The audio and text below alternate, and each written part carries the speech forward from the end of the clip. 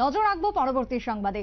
দুর্বৃত্তদের হাতে বাদলশীল খুনের ঘটনায় আজ দিনভর 12 ঘন্টার রাজ্যব্যাপী বন্ধের ডাক দিয়েছে বামেরা।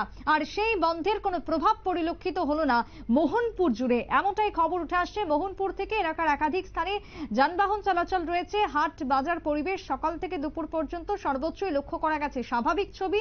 মূলত দক্ষিণ ত্রিপুরা জেলার সিপিএম নেতার মৃত্যুকে কেন্দ্র করে বামফ্রন্ট দলের পক্ষ থেকে আজ রবিবার 12 ঘন্টার ধর্মঘট ছিল রাজ্যব্যাপী। বন্ধের বিষয় নিয়ে প্রতিক্রিয়াতে ইতিমধ্যে মোহনপুরের সিপিএম মহকুমা কমিটির পক্ষ থেকে বিধায়ক নয়ন সরকার তিনি জানিয়েছেন, রাজ্যের অন্যান্য স্থানের ন্যায় মোহনপুর মহকুমাতেও পড়েছে বন্ধের প্রভাব, কিন্তু আপাত দৃষ্টিতে সেই বন্ধ খুব একটা পরিলক্ষিত হয়নি বলে দাবি উঠে এসেছে মোহনপুরবাসীর পক্ষ থেকে।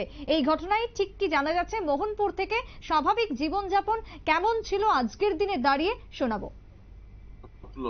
বেলুনিয়াতে তো একজন জেলা পরিষদের প্রার্থী যিনি 10,300 শিক্ষক ছিলেন, পার্টির মহকুমার কমিটির সদস্য, তো ওনাকে কালকে যেভাবে ওনার উপর আক্রমণ হলো, তারপর উনি প্রসঙ্গে আক্রমণ হয়েছে, কালকে উনি মৃত্যুবরণ করেছে। তো সেটার জন্য আমরা সারা রাজ্যেই আমরা এটার বিক্ষোভ প্রদর্শন করেছি, মিছিল করেছি। তারই জন্য আজকে আমাদের এখানে সব জায়গাতে রাজ্যে, সারা রাজ্যে 12 ঘন্টার ধর্মঘট ডাকা হয়েছে।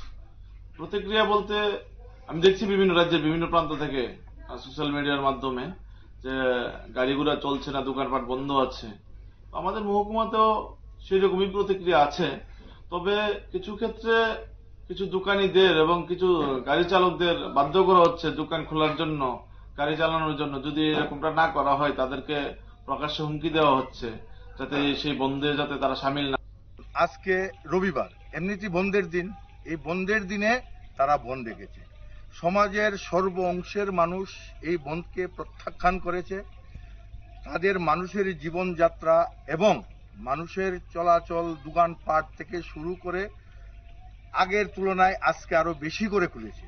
রাস্তাঘাটে আপনি লক্ষ্য করুন, এনএচ দিয়ে যান, দেখেন আগের তুলনায় আজকে আরো বেশি গাড়ি ঘোড়া চলেছে। কারণ একটাই, মানুষ শান্তি চায়। মানুষ বিগত 25 বছরের বাম শাসনকে লক্ষ্য করেছেন এবং বাম শাসনের যে কালো দিনগুলি যখন মানুষের স্মরণে এসে যায়, তখন মানুষ বাম শাসনের সেই দিনগুলির কথা মানুষের মনে আসে এবং বামেদের এবং কংগ্রেসদের যে ওদের যে চক্রান্ত, এই চক্রান্তগুলি ফাঁস হয়ে যায়। তারা আমাদের সরকারকে কালিমালিপ্ত করার লক্ষ্যে তারা এই ধরনের কাজ করে থাকেন। তারা এটা মানুষ, সমাজের সর্ব অংশের মানুষরাই সব জানে। বন তারা দেখেছেন, ঠিক আছে, 1977 সালে যে সময় ইন্দিরা গান্ধী দেশের প্রধানমন্ত্রী ছিলেন, 18 মাস সম্পূর্ণ দেশটাকে করাল গ্রাস করে রেখেছিল।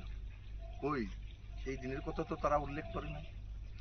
ভারতবর্ষের সমস্ত বিরোধী দলের নেতৃত্ব, যারা নেতা ছিলেন, যারা দেশ চালাতেন, তাদেরকেও জেলখানায় ঢুকিয়ে দিয়েছিল। আজকে এসছে তারা আজকে যেখানে রাম রাজত্ব চলছে, যেখানে মানুষের শান্তি, মানুষের জীবনযাত্রার মান উন্নয়ন, যেখানে রাস্তাঘাট, যেখানে প্রধানমন্ত্রীর আবাস যোজনার কথা, এগুলি না বলে তারা সরকারকে বদনাম করার লক্ষ্যে এই বন্ধ ডাক দিয়েছে। কারণ আমাদের সমস্ত রাজ্যের পাশাপাশি মোহনপুরের মানুষ এই বন্ধকে প্রত্যাখ্যান করেছে। আপনারা শুনলেন মোহনপুর থেকে বক্তব্য, বিধায়কের বক্তব্য, এবং তার পাশাপাশি সাধারণ মানুষরা জানিয়েছেন, কেউ কেউ জানাচ্ছেন বন্ধের কোনো প্রভাব নেই। আবার সিপিএম এর পক্ষ থেকে দাবি করা হয়েছে বন্ধ পালিত হয়েছে মোহনপুরেও। অর্থাৎ বন্ধের মিশ্র সাড়া বা প্রতিক্রিয়া পরিলক্ষিত হচ্ছে গোটা রাজ্য থেকেই। ছোট্ট একটা বিরতির পর ফিরে আসবো, সঙ্গে থাকুন।